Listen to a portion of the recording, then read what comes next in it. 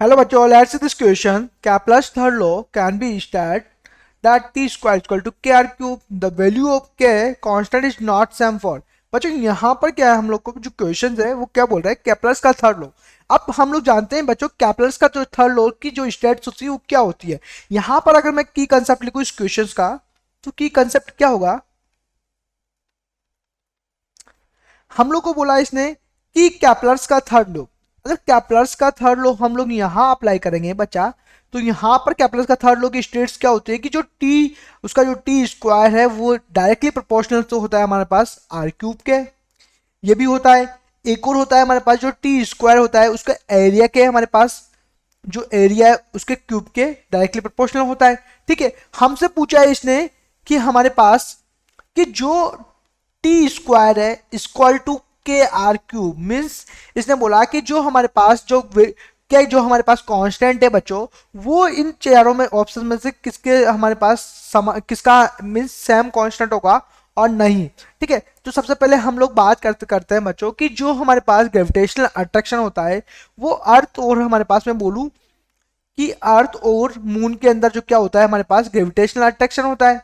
ठीक है, अर्थ और मून के अंदर क्या के बीच में ग्रेविटेशनल अट्रैक्शन उनके बीच में होता है। ठीक है, अब बच्चों मैं आपको बताऊं यहाँ पर कि जो ग्रेविटेशनल फोर्स हमारे पास लगता है, ठीक है, तो वो होता क्या है हमारे पास, अगर मैं बात करूँ तो यहाँ पर कि एक वो क्या करता है कि एक तो किसी के अलोंग मूव कर रहा है, कोई प्लैनेट किसी के अलोंग मूव कर रहा है, इट मीन मैं क्या बोलूंगा वहां पर कि सेंट्रीपिटल फोर्स के थ्रू वो क्या करेगा, मूव करेगा सेंट्रीपिटल, क्योंकि अंदर की तरफ सेंट्रीपिटल फोर्स किधर लगेगा, अंदर की तरफ लगेगा, तो ग्रेविटेशनल फोर्स क्या करेगा, उसको बैलेंस करेगा। ठीक है तो मैं क्या बोलूँ यहाँ पर कि यहाँ पर इसका क्या है, ग्रेविटेशनल फोर्स जी एम, ये हो हमारे पास आर स्क्वायर। ठीक है, इसको स्मॉल आर लिख लेता हूँ,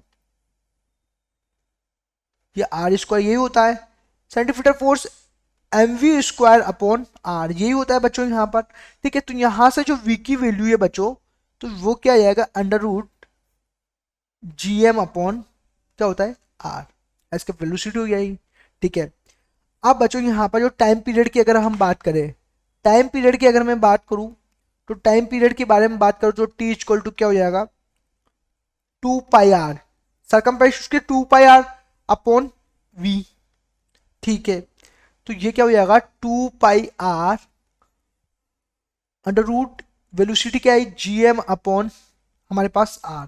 ठीक है, अगर दोनों साइड स्क्वायर कर ले हम लोग, तो ये क्या हो जाएगा t square equal to 4 pi square r cube upon g m, ये होगा बच्चों। ठीक है, ये मैंने यहां पर लिखा। अगर हम लोग कंपेयर करते हैं दोनों साइड पे, अगर हम लोग कंपेयर करें यहां पर, अगर कंपेयर करें हम लोग टी स्क्वायर इक्वल टू के आर क्यूब, इससे कंपेयर कर ले तो के हमारे पास क्या आएगा, के कांस्टेंट हो जाएगा हमारे पास 4 pi square r cube upon, sorry r, r cube तो हम तो उससे कंपेयर कर रहे हैं तो आर नहीं आएगा ना। ठीक है,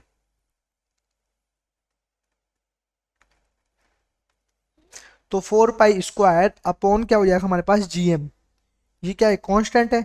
ठीक है, तो मैं क्या बोल सकता हूँ इसको कि हमारे पास ये हमारे पास आएगा, तो ये इसके लिए ही होगा हमारे पास, अर्थ और मून के लिए।